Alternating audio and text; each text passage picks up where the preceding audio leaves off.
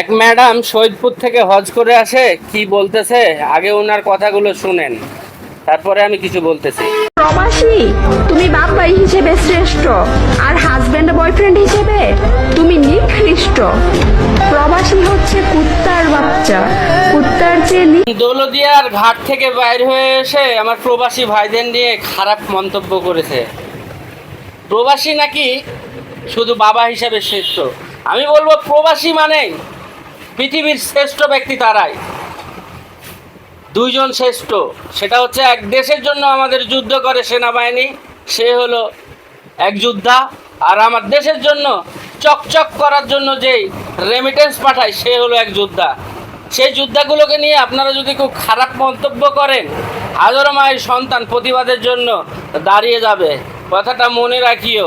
খারাপ কিছু বললাম না, মুখে অনেক কিছু আসছিল, বলার আগেই মুখটা সেভ করে ফেলাইলাম।